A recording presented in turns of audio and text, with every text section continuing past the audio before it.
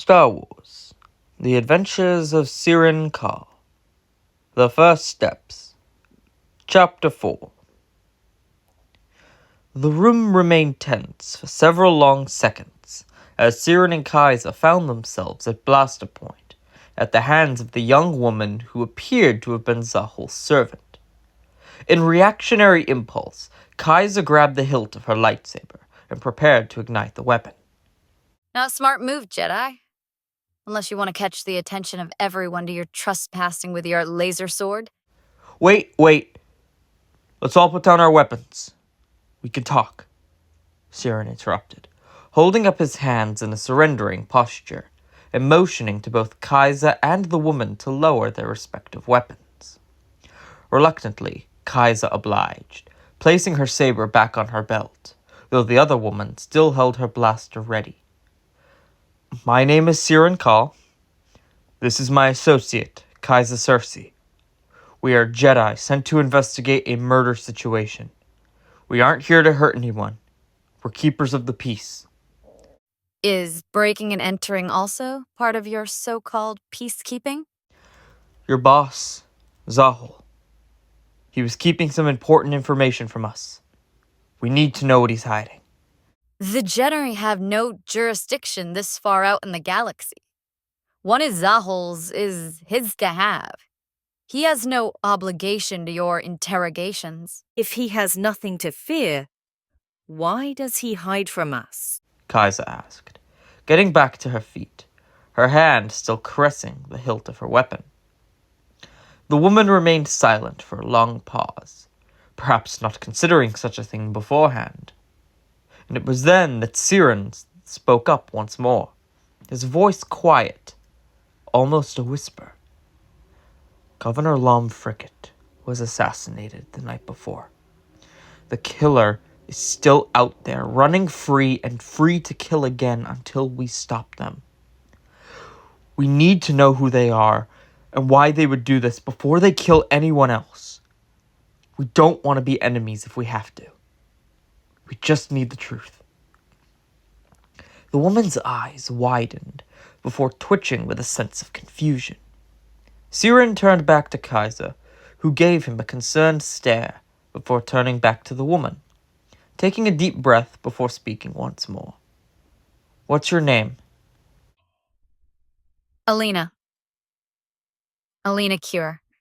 The woman spoke. Serian nodded politely, offering Alina a comforting smile.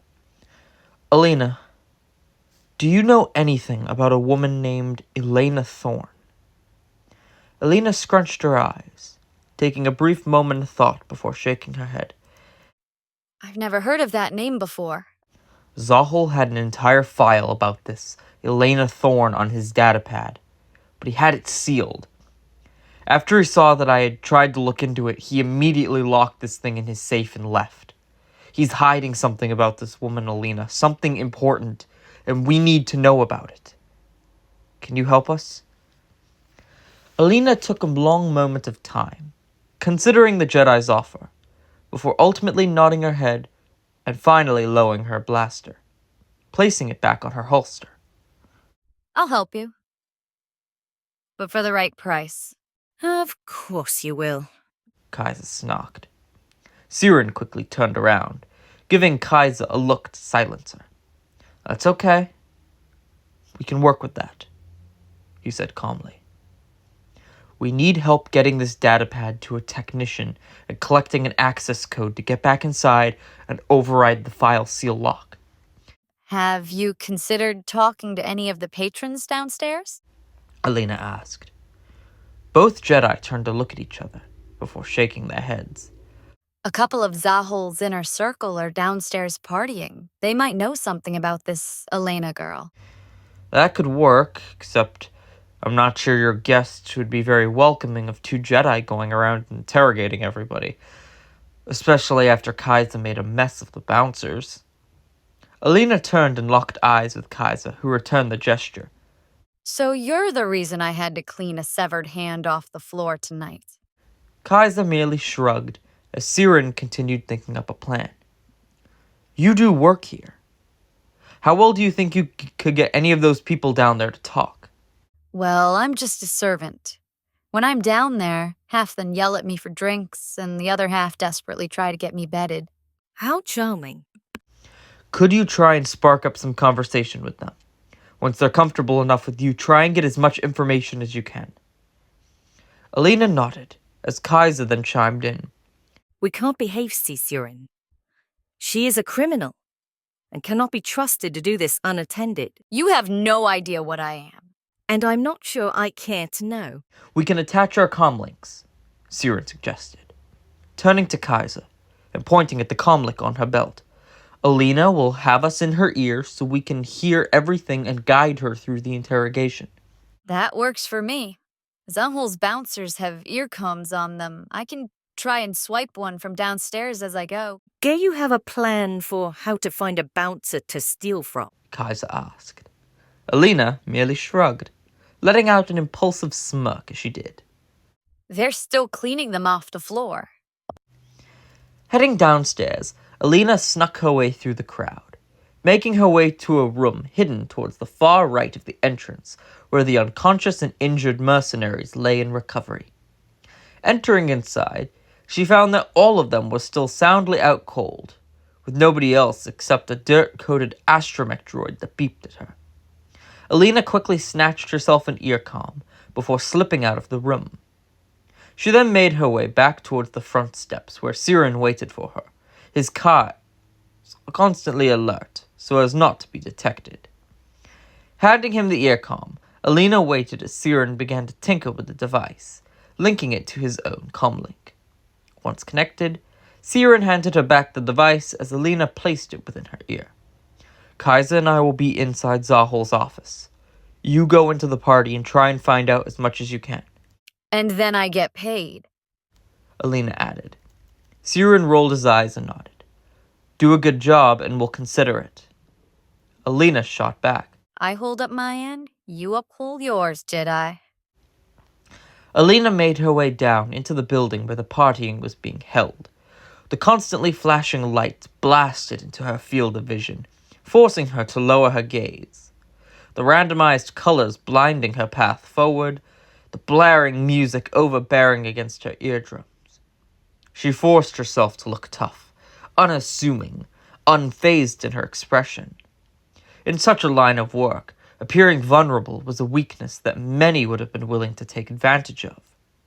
It was a weakness that she spent her life training to overcome, growing ever stronger in her state of mind than even her skill to fight. Her greatest strength, which held more power than any blaster she may have fired, was her ability to bypass those emotional vulnerabilities, to think every step with logic of the mind, as opposed to the biased desire of the heart. Passing through sets of tables, Alina looked around at the patrons. More of them were either drunk off of tabs or of alcohol, while the others were high off their rockers on spice and death sticks. And the rest were just absurdly loud, laughing and leering with a pompous joy of unspecified origin.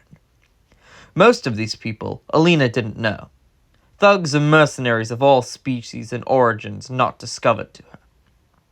Do you have anyone in your sights? Serian's voice came through the comm system. Alina scouted around, gathering flirtatious looks and whistles from some of the patrons as she did, which she ignored to the best of her ability. And nothing yet. I swear I saw members of Zahol's board here earlier. So what you're saying is that we're wasting time that we have precious little of. Kaiser's voice knocked through. Alina couldn't help but roll her eyes at the Jedi's attitude. She understood that it was likely difficult for the Jedi of such high power and status to trust a lowlife like her. One who had been forced to scrounge for survival since day one, and one who had lived outside the borders of the precious Republic. But flip side to that coin was that Alina also had just as much reason to distrust the Jedi. Murder, investigation, or not, they were technically trespassing beyond Republic borders, enforcing laws of their own make, which didn't legally exist this far out.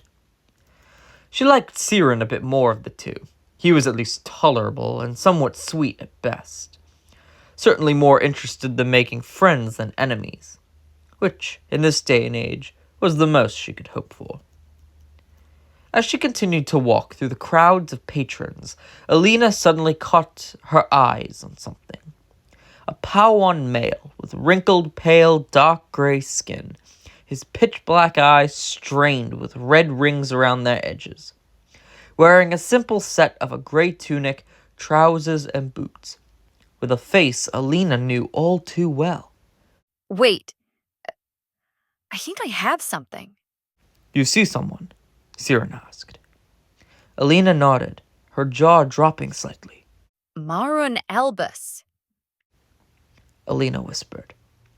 Noticing his Marun began to look up at her, and down deviously, clearly his mind high in the clouds, made apparent by a set of 3 empty death sticks lying on the table in front of him. I don't understand. Who is this guy? He's Governor Friggate's personal DA, responsible for handling criminal charges of the highest priority. Alina explained. Serian and Kaiser looked at each other, both shocked and intrigued. What would the DA be doing partying with these criminals? Maybe it's an undercover operation. I don't think smoking death sticks is part of the job. Alina, can you make conversation with him? Should be easy enough. He's been eyeballing me almost a minute straight. Alina responded, her tone as sarcastic as it was cynical.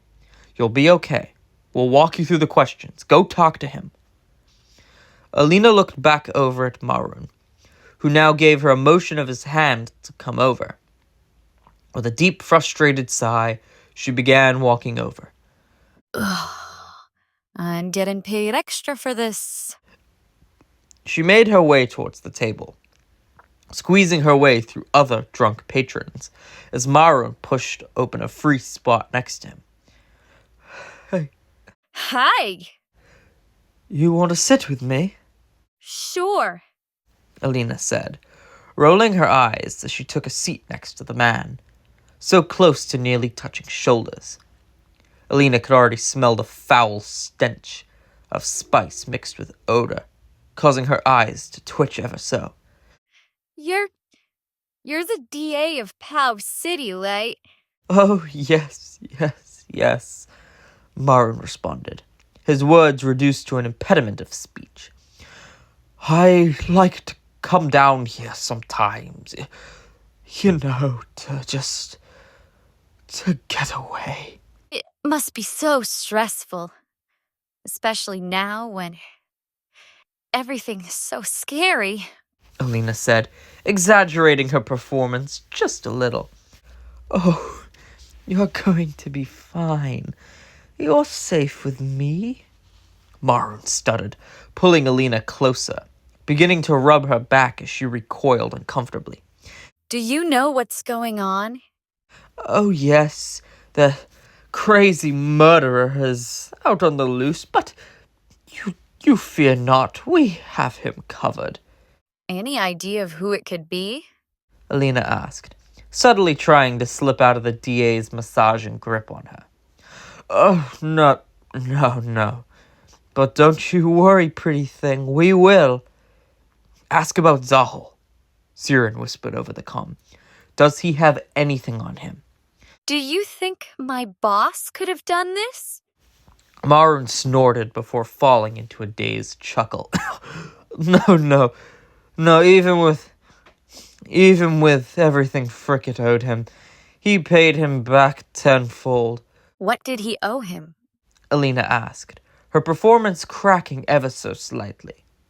Marun just continued to giggle, the effects of the death sticks beginning to run through his mind once more. Just some political favoring, I know. So boring. It's not boring to me. What did he owe him? Salvation, Marun responded, giggling as he tapped Alina's nose, who scrunched her face irritably in retort. Ask about Elena Thorne. Serian chimed in over the comm. Alina, in response, let out an exhausted sigh. Sorry. I'm just so paranoid and emotional. It's just that I've kept hearing rumors of a friend from my childhood who went missing, and I was wondering if the big DA of the city could tell me if they were true.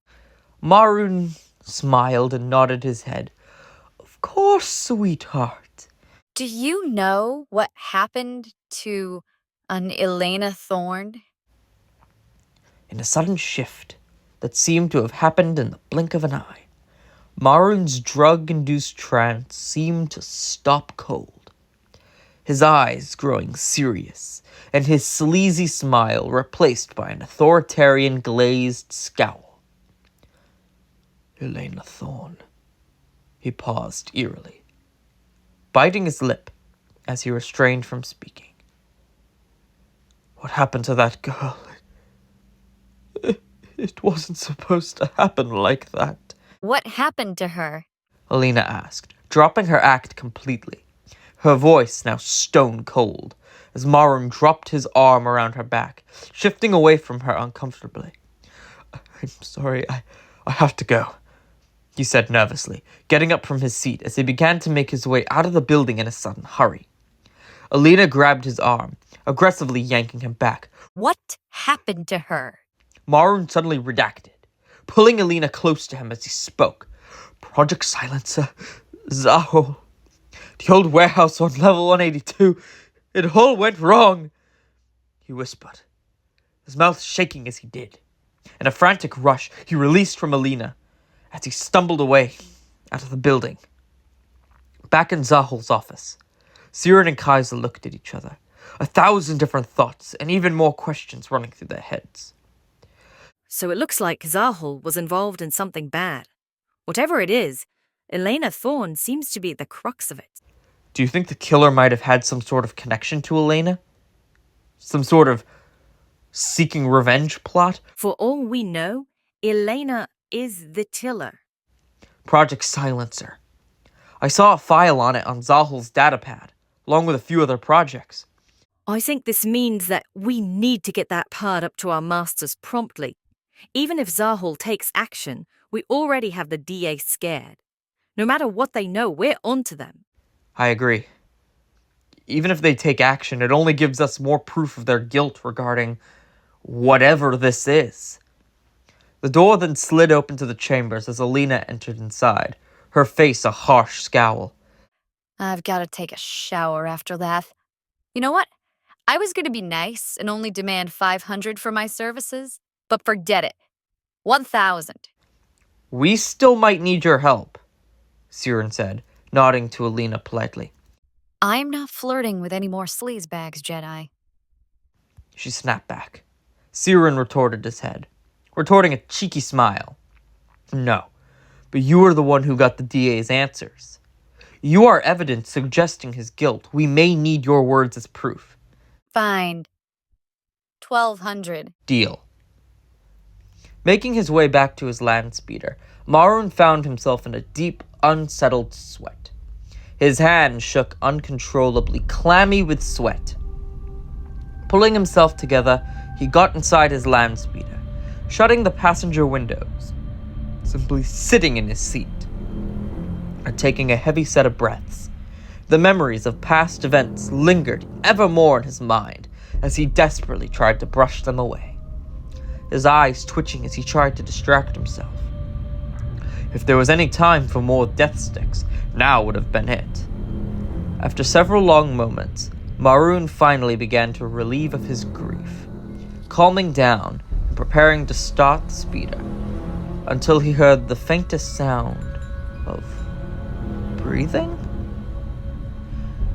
He turned back around slowly, as suddenly his heart stopped as his eyes met the gaze of a masked figure, cloaked by the shadows of the dark.